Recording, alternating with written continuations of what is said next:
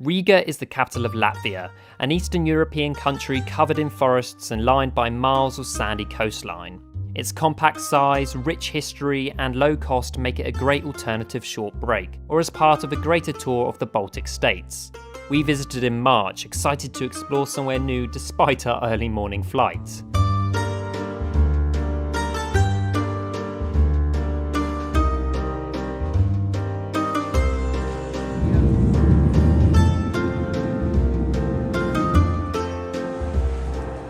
We've arrived in Riga, it's snowing, which we weren't expecting. Our hotel room isn't quite ready yet, so we've just popped over the road to get some lunch while we wait. Kav's come all the way to Latvia, and what she ordered? Burger.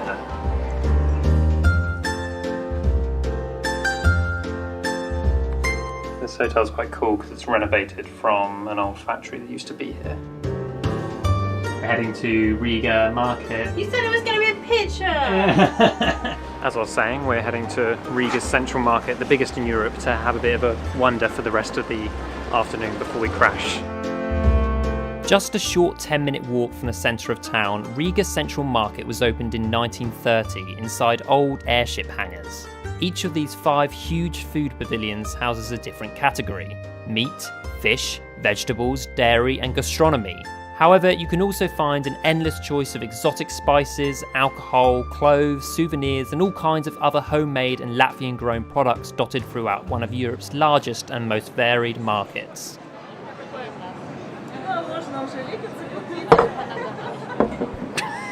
He just chucked it all over the camera.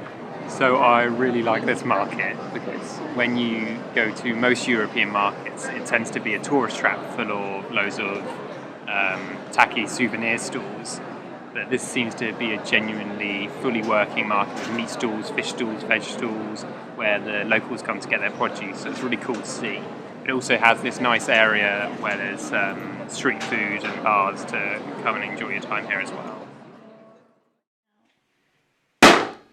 I was not expecting that! Oh shh! Oh my god. Seeing as we only got about 2 hours sleep last night, we're pretty knackered, so we decided to come back to the hotel early, have some Latvian bubbles and crash out in bed. So I'll see you tomorrow. Good morning. We're just on our way to do a free walking tour of the old town in Riga. You can find free walking tours in most cities nowadays, and we find they're a good way to get a good overview of the layout of a city and its history, so you can kind of see what kind of things you want to go back and do.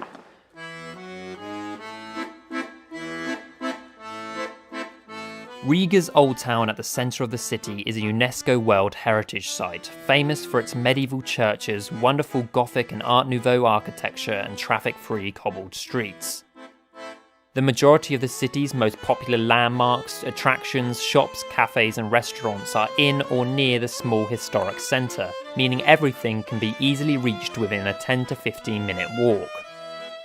As our guide pointed out, Latvia has seen a lot of growth since independence several decades ago, and tourism is bringing in more money for renovation and preservation of historical buildings and artefacts that had previously been neglected.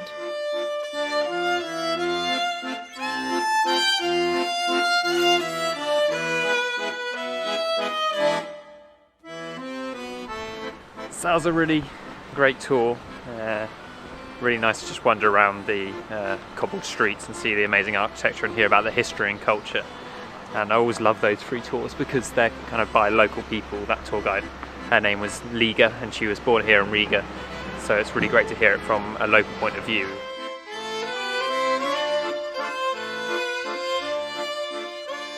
To get in from the cold, we've just popped into this really lovely eco cafe and a store to get some coffee and maybe buy some gifts.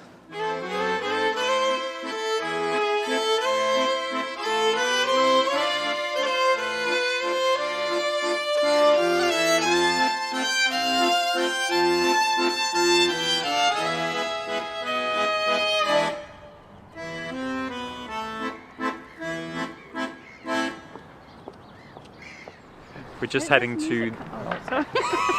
Kat starts talking while I'm talking. From that thing. We're heading to the Museum of Occupation. It was recommended to us by Liga. Oh, here it is. It's recommended to us by Liga, our tour guide earlier. and we're quite interested in that kind of side of history, so we'll check it out and learn more. The Museum of Occupation tells the dark story of Latvia's 20th century. It was first occupied in 1940 during a year of terror by the Soviet Union, in which tens of thousands of Latvians were executed or deported to Siberia. Only a year later, Nazi Germany invaded and began Nazification of the country and its culture, including the persecution and murder of most of the Jewish population. Although liberated from Nazi tyranny during the Baltic Offensive of 1944, this returned the country to prolonged decades of brutal Soviet rule. Yet, despite all this, and after years of struggle along with neighbouring Baltic countries, Latvia won a hard-earned independence in 1991 with the fall of the Soviet Union, and has gone from strength to strength since. Well, that was a great little exhibition to learn about a part of history that I admittedly probably didn't know enough about. Whilst it's obviously horrific to see the stories of mass deportation, deaths and forced labour throughout the period of occupation, it's also inspiring to see when they were occupied by Soviets and then Nazi Germany and then Soviets again, and throughout all those painful decades they managed to preserve Latvian culture, so that once they did gain independence again in 1991, they were able to re-establish their Latvian way of life and improve it to this day. So if you are visiting Riga, then it's a good way to spend an hour or so. It's free to go in, it's just donation-based, and it's good to learn about that vital part of history.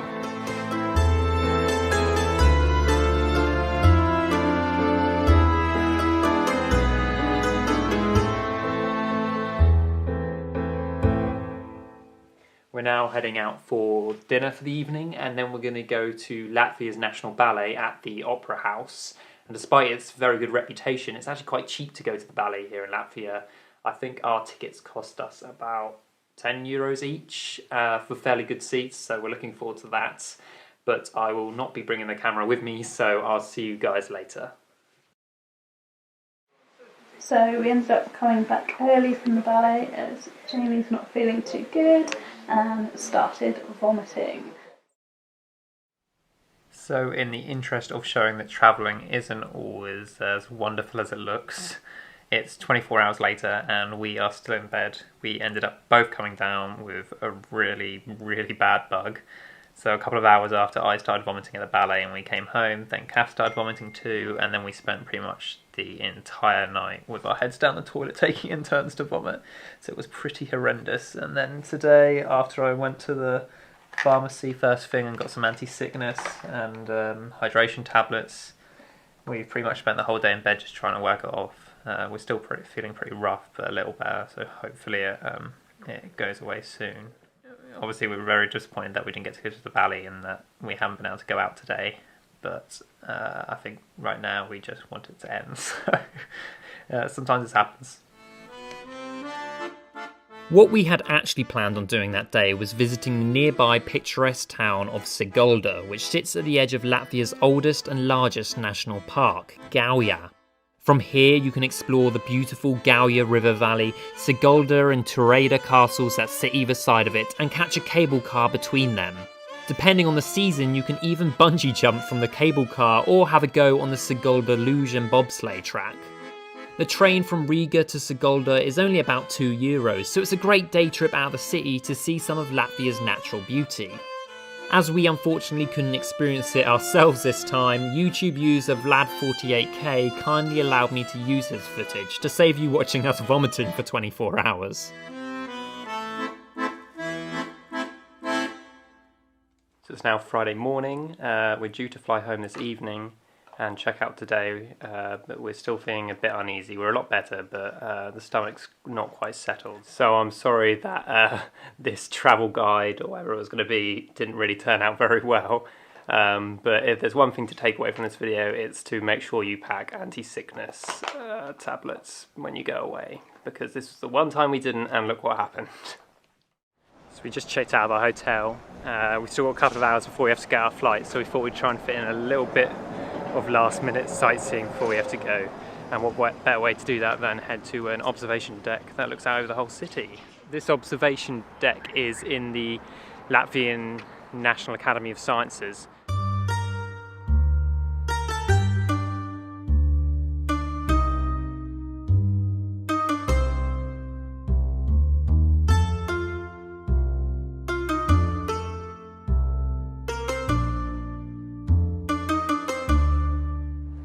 It's a very nice day today, so it's actually a really good time to come up. And what you realise when you're up here is actually Riga's quite a small city, even though it's the capital. You can see all the way around the outskirts of the city is the forests. And you go to other capital cities and normally all you can see is the city as far as the horizon.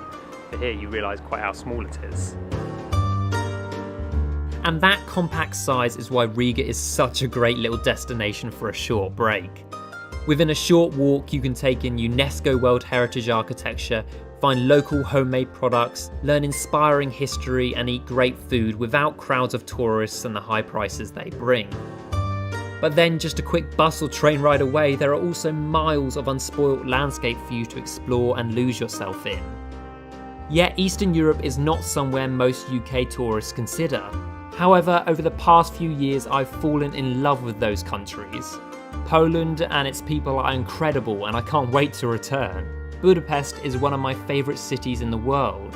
I love Slovakia and Czech Republic, and now I can add Latvia and Riga to that list too.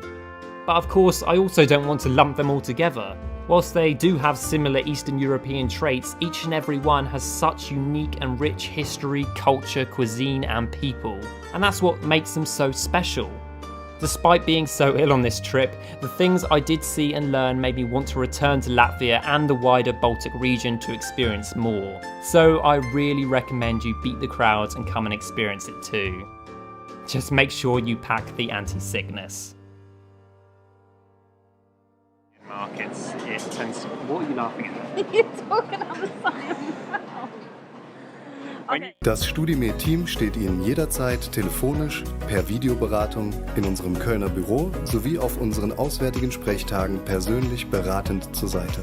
Wir sind für Sie da. Schreiben Sie uns eine E-Mail oder rufen Sie uns einfach an.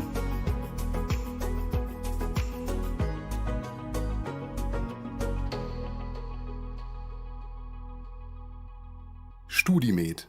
Wir machen Medizinstudenten.